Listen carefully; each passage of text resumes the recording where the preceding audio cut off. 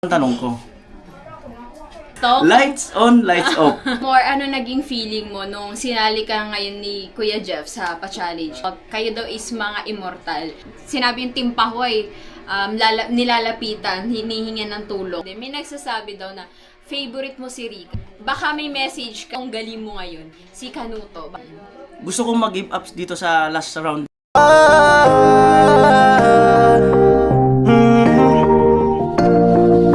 Kung sa pagtulong ng usapan ko, yan alis sa kalam. Yo! Magandang gabi, kasi gabi na. 8:42 na ng gabi. So, syempre, salamat din sa pagpa-welcome dito sa Bukana ni family ni Idol Japper. At syempre, salamat din kina Conchal Lando, kina Hazel, kina Tapsil, dahil nakaano rin sila naka-assist din sila sa amin. So, salamat. Ayan, at napanood nyo, di ba, mayroon kaming part 1, yung parang kasama ng chikahan, tanungan. So, ito na po ang ang part 2. Ito ang tanong ko. Lights on, lights off. So yun guys, ako mag-i-interview. Hindi ikaw ang magtatanong. Hindi pa highlight lang yun. Lights on, lights off. Oo nga. Oh, Dim light. Dim light. Dim lang. So yun guys, Okay, part 2 to ngayon. Yung part 1, nung in-interview ko siya, nung ako yung kasali sa challenge. Tapos ngayon, part 2 sa kanya naman na, vlog ngayon. Siya naman ngayon ang kasali sa challenge. So, nung part 1, parang nanghingi pa ako ng tulong noon kung ano ba mga interview ko kasi parang wala pa akong ka-idea kung ano yung mga itatanong ko before eh. So, ayan. Ngayon is, ang first question ko, ano ang reaction mo or ano naging feeling mo nung sinali ka ngayon ni Kuya Jeff sa pa-challenge ngayon? Reaction is, baga, normal na sa akin kasi lagi naman talaga akong sinasali niya at tinatapat niya talaga doon din sa halos magkaka-level-level kami, no? At yun nga, nung si Kapanalig ay nag-back out, medyo nalungkot din ako kasi masarap din kasi sa pakiramdam yung si Kanuto, si Louie TV, ako, at kung mayroon pang iba doon. Nung nag-back out siya, ay talagang nalungkot ako deep inside kasi nakalaban ko sila nung huli. Yun.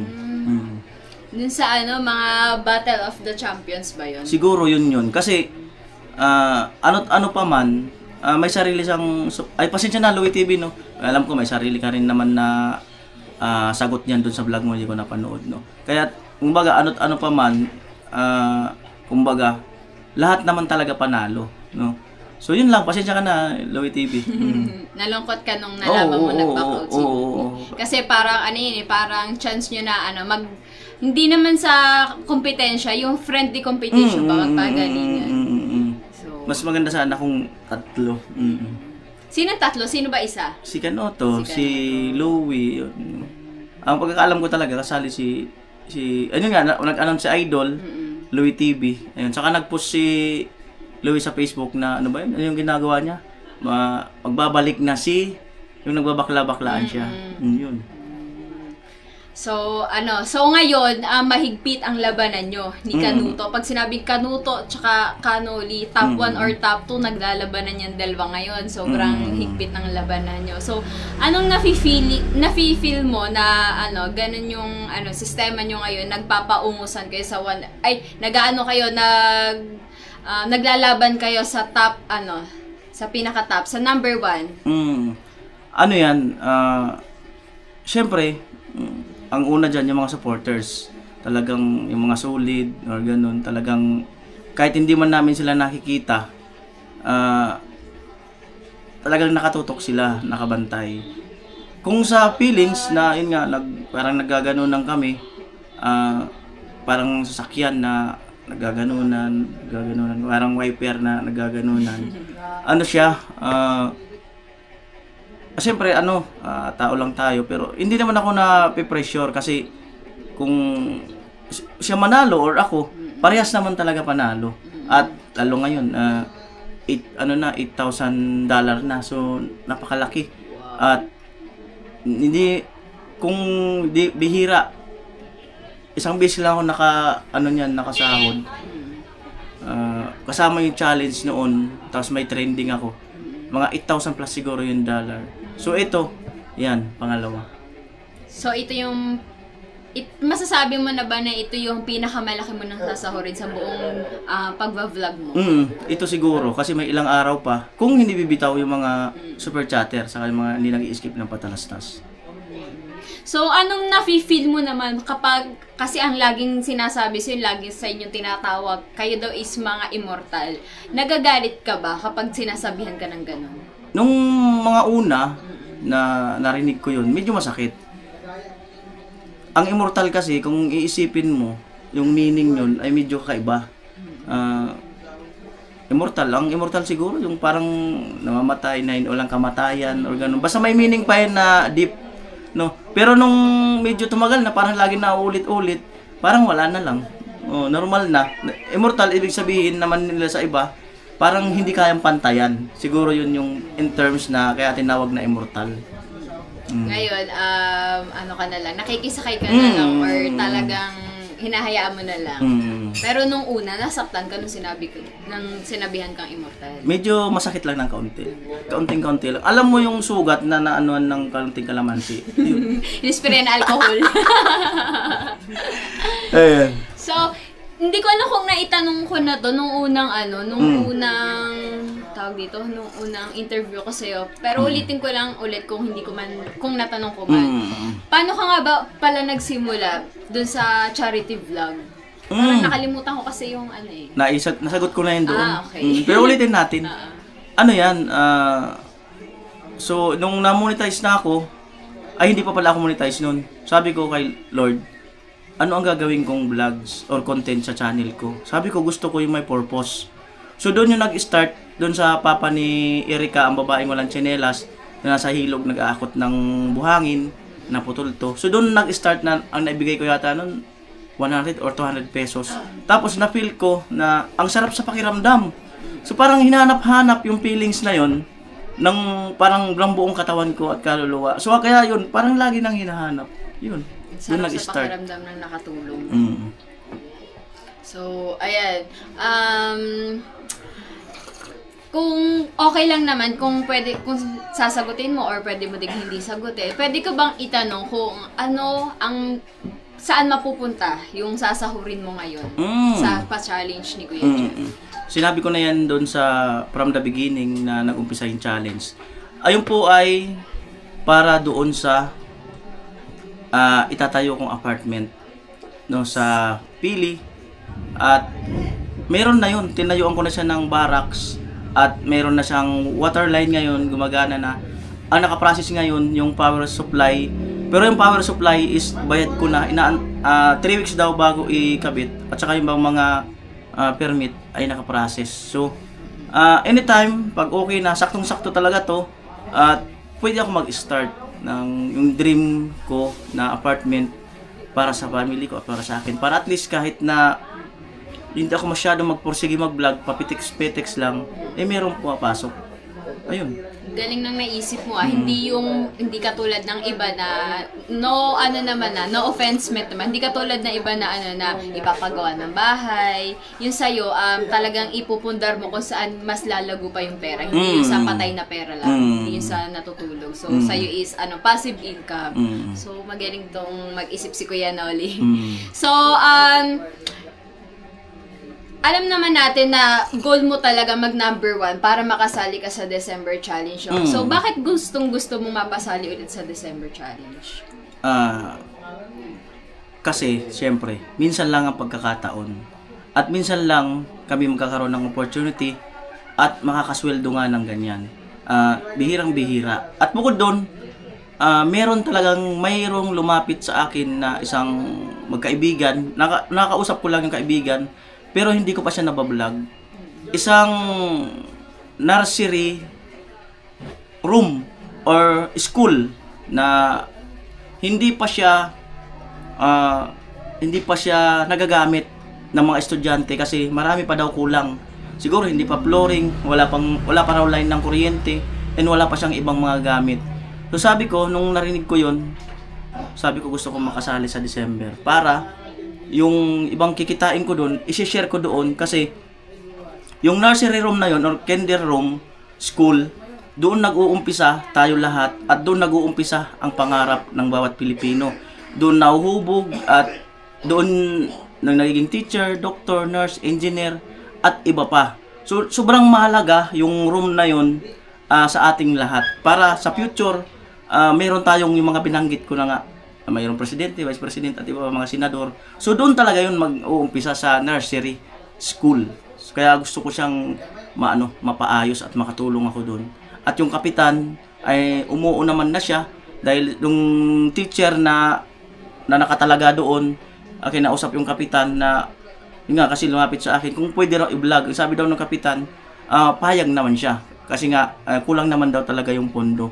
Yung teacher na yun nga kinausap niya yung kaibigan niya ang kumausap sa akin. So dumating kasi yung bagyo, tapos hindi ko na siya talaga na-i-vlog kasi dumating yung bagyo. Iba-vlog ko nga sana yun. So yun, doon mapupunta yung ibang kikitain ko doon. At bukod doon yung ibang expenses sa family ko, no. Hindi sa asawa ko, sa anak ko, sa side ng mama ko, no. Kasi itong sa November, meron na talaga itong nakalaan. Yun. Biling, no? Grabe. Isa ka sa magiging sponsor para mapatayo yung nursery room na yun. Kinder school. So, yan. Ito, may nabasa pala ako. Meron, hindi naman, normal lang naman yung may mga basher tayo. May nabasa ako nun, sabi. Doon sa vlog mo kanina, doon sa, nagbablog ka doon sa Arko ng Bukana, sabi niya, gala ka ng gala, diyan ka pa nag-e-emote. Asikasuhin mo yung pamilya mo. Anong masasabi mo dun sa gala ka doon na gala? Kasi di ba kung saan ka nagba-vlog, ano masasabi mo na pag-gala-gala ka doon pero hindi mo naman maasikaso yung sarili mong pamilya? Ganito yan. Siguro hindi niya alam or hindi talaga siya organic viewers ko. Kasi ang vlog ko talaga, since pa, kung saan-saan ako napupunta, kung saan-saan napupunta ang pabahay at iba pa mga project. At patungkol doon sa mga usapin na family, ay kumbaga labas na po kayo doon, no? Kasi kami ang nag-uusap noon. At syempre kaya ako lumalayo para kumita. Hindi naman ako po pwedeng mag-stay lang doon na which is walang income. So paano naman yung needs, di ba? So magkasama nga kami. So paano naman yung needs, di ba? So useless, no? At kanya-kanya po tayo, no? Yung iba gustong nandyan lang magkasama, nasakto lang pero kulang yung mga pangangailangan. So yun lang po siguro. Tapos may nagsabi din na, ayan, pumunta na sa Bukana, humingi na ng tulong kay Japper. Ano masasabi mo doon? Na lumapit ka na kay Kuya Jeff para daw, para tumaas-taas yung views. So ganito, no? Kung napansin nyo, sa lahat ng pa-challenge ni Idol, mayroon mga challenge na wala ako dito, no? At hindi rin ako nagre-react, no? Kung may nakikipag-collab kay Idol na mga challenger. Never na wala na narinig na or sumagot ako sa comment section ng mga ganun, no. Pero wala akong sinasabihan, wala akong pinaparinggan kung sino. Sinasagot ko lang yun nasa comment section. Dahil ang rules ni Idol, malaya kang makipag-collab kung sinong sikat na pwede mong lapitan, malaya ka. So, yun lang siguro. So, ano namang feeling kapag sinabing Team Pahuway galing kay Kuya Noli, kapag sinabi yung Team Pahuway nilalapitan, hinihingan ng tulong para katulad namin ni Kuya Franz, humingi kami sa inyo ng tulong para kami makagraduate. Anong feeling sa pakiramdam, anong pakiramdam ng gano'n na nilalapitan ka? Alam, isang YouTuber din. Alam niyo mga kanoli, no? Ang sabi nga nila, mas masarap yung ikaw ang nilalapitan at nagbibigay ng time kaysa ikaw yung ganun, you know. At napaka-blessed noon kasi bakit ka nilalapitan. At siguro hindi naman sila sa akin lalapit kung masungit ako kung madamot ako, kung makasarili ako, no. Siguro nakita nila na may attitude ako na doon tayo kay Kuya Noli kasi matutulungan tayo noon at hindi tayo hihindian noon. At alam din nila na solid yung mga sponsor ni Kuya Noli, no, na kung gaano ang suporta ng sponsor ko sa akin, may tawag po. alam ko kasi sa sarili ko na once may lumapit sa akin, kung ano ang suporta sa akin ng mga sponsor ko, viewers, so ganun din ang ibibigay nila doon sa mga lumalapit sa akin. Kasi alam yan ng mga viewers ko, sponsor, na bakit ko sila tinatanggap. Wala naman akong tinatanggihan. No, ibig sabihin, yung mga tao na yon na pinapunta ko sa akin, ay malaki ang ano ko doon. Ibig sabihin, mahirap i-explain eh. Kumbaga, So, basta masarap sa pakiramdam na ikaw yung nilalapitan. oo. So, kaya ka nga nilalapitan. Ibig sabihin, ikaw yung, may kakayahan ka na makatulong. So, napaka-blessed mo sa pagdating sa ganung usapin, no? At saka ayaw kong ipagdamot kasi Yes. unang-una hindi naman sa akin yung mga pinapalipad nila. Yung mga pera nila yun, no? Kumbaga, tinutulungan nila ako, nag-extend pa sila ng tulong sa iba. So yun pa lang sobrang sulit na. Sobrang kagaya ni Tapsil, 'di ba? Kasi alam niyo po ba na napaisip ako kanina. Gusto kong mag-give up dito sa last round na to at ibigay ko kay Tapsil yung ibigay ko yung mga natitirang araw pati yung lahat ng palipad. Oh, Grabe. totoo talaga para at least makatulong sa kanya. Kaya lang, in one side, nag-isip pa rin ako. Sabi ko baka malungkot yung mga ano ko, ganun. So ituloy ko na lang. So pwede naman akong gumawa pagkatapos ng challenge kung gusto ko talagang tumulong. Yun lang siguro. Malaking tulong na din yung nakakasama ka namin sa live namin, katulad kanina, or kahit hindi ka kasama, ang malaking tulong ka na kasi dahil sa'yo, mas marami yung nakilala namin. May mga bago kami nakilala, nagkaroon ako ng maraming ninong at ninang. So, shoutout po sa mga ninong at ninang, pamanggitin ko na din. Si Ninong Jojo, si Ninong Ruben, at si Ninong Danny. Thank you so much po, Ninang Eva. Ang dami ko naging ninong at ninang nang dahil dito sa pa-challenge na to. So, ayan. Kuya Noli, kilala ka bilang ang mga bina-vlog mo is magagandang babae. So, hindi pa nagsiselos yung misis mo pagdating sa ganun? Nung una, may kaunting selos, pero nung tumagal na, ay siyempre napag-uusapan naman yan, napapaliwanag. At, wala na. Kasi, tag dito, basta lagi kayo nag-uusap at mga bagay-bagay, lahat na nag-uusap kayo, nagkakaunawaan. At kumbaga, napapaliwanag mo na yan naman ay vlog lang talaga. Parang artista ba na mga ganun-ganun. So halos ganun din dito sa vlogging, no, na iba-iba ang aming naiba-vlog. So sa ngayon wala namang pagsiselos, no. Ang inaano niya lang kasi masyado akong gwapo. Wow! Parang kailangan mo na matulog pa.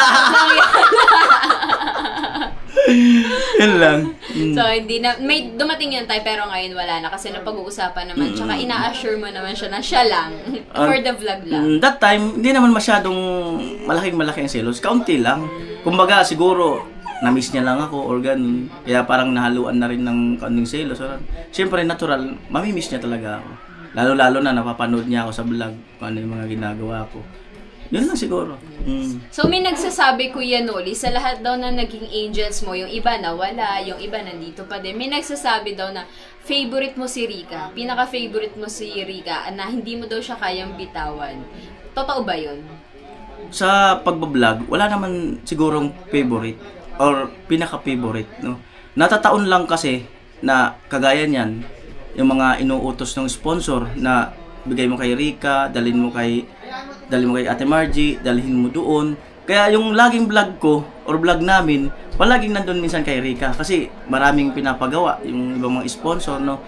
So hindi po yun sa favorite or ganun. At syempre isa pa, syempre si Rica ay trending views, di ba? So pag once na mag-vlog ako sa kanya ng isang vlog, katumbas na siya ng 3 vlog or 4 na vlog. So doon pa lang sa isang vlog sa kanya ay medyo okay ka na. Hindi ka masyadong mapapagod. Yun. Yung nakakaalam lang nun, yung mga vlogger po. Tsaka kung saan malakas, syempre, why not, di ba? So, pero hindi totoo yung favorite mo siya. Wala po tayong favorite. Isa lang talaga ang favorite ko. Sino? Alam niyo kung ano? Red Ribbon. Bak naririnig ko ngayon, ano meron sa red ribbon na yung Kuya Noli? Ewan ko bakit, parang pag nakakain ako dyan, sobrang nare-relax ako eh. Ay naku, Babilan nga si Kuya Noli. Hindi na nga daw siya makipag-isip ngayon ng adios. Bibilan natin si Kuya Noli. Happy birthday, Kuya Amira mo. Noli. So ito, hindi na natin papahabain.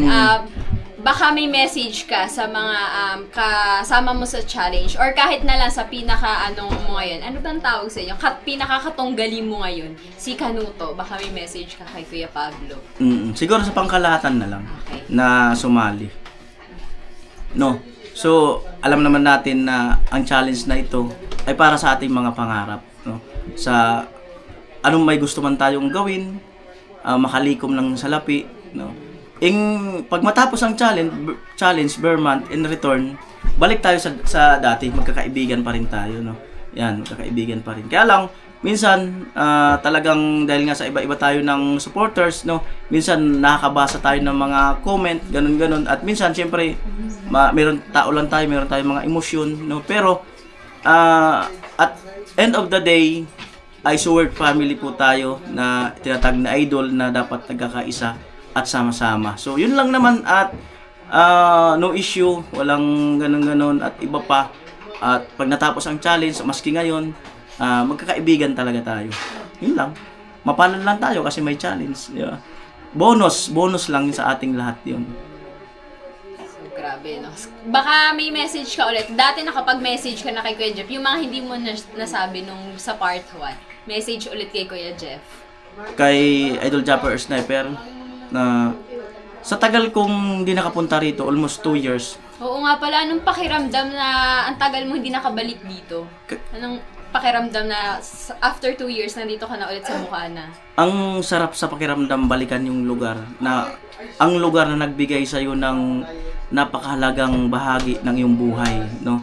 Dahil dito nabuo ang pangarap ko sa Bukana sa pamagitan ni Idol Japper Sniper. Kaya yung Bukana at si Idol, sabi ko kasi ang Bukana, ibuka, opportunity. Nagbigay ng opportunity, Bukana. Yun. At yun po ang napakalaga sa akin ng Bukana at si Idol. At siyempre yung mga tao na rin na nakapaligid dito, nakasalamuha ko. Kasi maraming tao ang binago, isa na ako doon at saksi yung iba. Yun lang. At meron sa akin si Idol sinabi na na sobrang halaga na mensahe sa tungkol sa vlogging, no? At sinabi niya na yung ibang nagba-vlog ay nag-give up na, kumbaga sumuko na, no? Pero si Kuya Noli, yung ibang Magic 7 nagpahinga na daw, pero si Kuya Noli nandiyan pa rin, si Louie, si Kanuto at gano'n. So ayun, kumbaga natutuwa siya kasi yung iba sumuko na. Talagang priority yung pagtatrabaho kasi mas kailangan doon para sa pamilya. So kami mga natitira, yan si Kanuto, ako, si Ramsel, at yung iba pang mga papitik-pitiks na lang. Natutuwa siya sa amin na mga Magic Flex na natitira na nandiyan pa rin. Yun lang ang sinabi niya sa akin at congrats daw sa akin dahil may sarili na akong community at malakas daw yung community ni Kuya Noli. So yun mga sinabi niya sa akin, mga positive vibes and advice. Yun, friendly advice. So, ayan. Last is message mo sa mga walang sawang sumusuporta kay Kuya Noli. Grabe. Sana sa lahat ng sumusuporta sa akin, no, mga hindi nag-skip ng patalastas, yung mga sponsor, at nakikita nyo naman na kung gaano ako katotoo sa pagtulong at nakikita nyo yan. Nakikita nyo naman talaga kung real or hindi, no. Maski yung mga pondo, kahit hindi ako magaling mag-compute, talagang nandyan. Isa yan sa advice sa akin na Idol na ingatan ang bawat piso. Kaya simula talaga nung in-advise niya yun at mag-charity vlog ako, ang lahat ng piso, lalo-lalo na kung hindi ko pera, ay iniingatan ko talaga yan. Kaya yan tumatagal yung mga sponsor na yan. From Burias hanggang dito, pag-iingat kong yun. At syempre, meron nga tayong mga tao na pinapasweldo ko rin, no, sa mismong sahod ko sa YouTube, no. Kaya kumbaga nagloading na ako. Kumbaga ang lahat ng pabahay ni Kuya Noli kung isipin mo, lahat yun, meron akong share doon. Lahat talaga yun. Sabi nga nila, huwag niyo masyadong anon si Kuya Noli kasi sponsor yan sa lahat ng pabahay. Totoo po yun. Mensahe. Message lang sa mga sponsors. Ayan po, wag po kayong bibitaw at sana madagdagan pa kayo. Huwag kayong magbabago at stay lang po kayo at ang pangarap ko talaga ay makatulong sa mga kababayan natin. Habang binubuo ko ang pangarap ko sa pamilya ko, ay unti-unti rin natin buuhin ang pangarap ng ibang pamilya. Umaga, hindi lang sa sarili ko, no? Pati yung ibang mga kapwa natin, habang kumikita ako, tulungan din natin yung iba na buuhin ang kanilang mga pangarap. Yun talaga ang tinanim ko sa isip ko simula pa noon. 'Di ba? Napakaganda na hindi lang sa akin. Kasi pwede naman talagang sa akin lang eh. Yung pwede naman ako mag-vlog na ibahin ko na yung content ko. Ako na lang na iba-ibang content. Talagang po pwede naman, no? Kaya lang, yung sinabi ko na buuhin din natin ang pangarap ng iba. Tulungan din natin sila. Yung mga, kumbaga, talagang hindi pinalad sa buhay, no? Yung mga talagang para maalalayan natin. Kaya nga siguro tayo nilagay dito para ayun, matulungan natin yung mga kababayan. No? Iboto niyo ako sa election. So, ayan, guys, patuloy natin supportahan si Kuya Noli. Hindi dapat sa akin to nang gagaling sa mas mahina. Pero ayan, maraming salamat po sa mga sumusuporta kay Kuya Noli. And maraming salamat kay Kuya Noli na nagpapagamit ka kay Lord para maging blessing sa mga sa iba din na mas nangangailangan. So, ayan, thank you so much din at sa amin na natulungan mo din kaming Team Basic, lalo na sa akin, kay Consi at sa Topsel. Yan. Thank you so much, Kuya Noli. May tanong ako sa'yo. Yes. May nakikinig eh. Ikaw yahi ako.